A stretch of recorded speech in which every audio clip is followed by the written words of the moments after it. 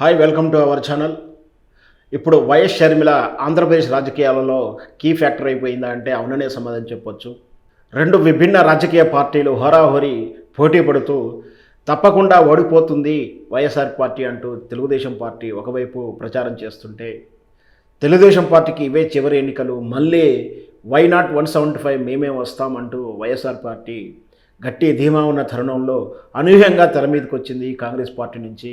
AIC కీలక పదవులు చేపట్టినటువంటి షర్మిల కాంగ్రెస్ పార్టీని తరపున ప్రచారం ఉంటుంటూ రేపు రాబోయే ఎన్నికల్లో వైఎస్ జగన్మోహన్ రెడ్డిని అధికారం నుంచి దింపడమే ప్రధాన ధ్యేయంగా పనిచేస్తానంటూ కూడా స్పష్టంగా సంకేతాలు ఇచ్చింది.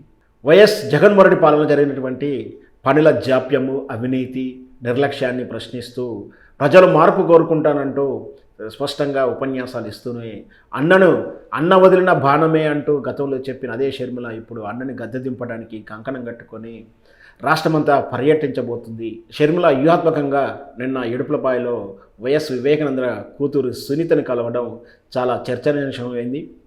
అయితే సుదీర్ఘంగా 2 గంటలు చర్చలు జరిపిన షర్మిల, సునీత రాబోయే ఎన్నికల్లో కడప ఎంపీ స్థానం నుంచి సునీత కాంగ్రెస్ తరపున పోటీ చేస్తుందంటూ ఊహాగానాలు అందలుతున్నాయి.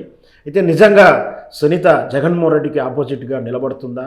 ఎందుకంటే మొదటి నుంచి కూడా వైఎస్ వివేకానంద రెడ్డి హత్య తర్వాత సునీతకును జగన్మోహన్ రెడ్డి వర్గీయులకు అయితే వైఎస్ షర్మిల చాలా కాలము ఈ హత్య గురించి ఎలాంటి వ్యాఖ్యలు చేయని వైఎస్ షర్మిల ఏకంగా తను మొదటిసారి వ్యాఖ్యానిస్తూనే స్పందిస్తూనే సునీతకు మద్దతు ఇస్తూ సునీత అన్యాయం అయిపోయిందంటూ కూడా చెప్పడం జరిగింది.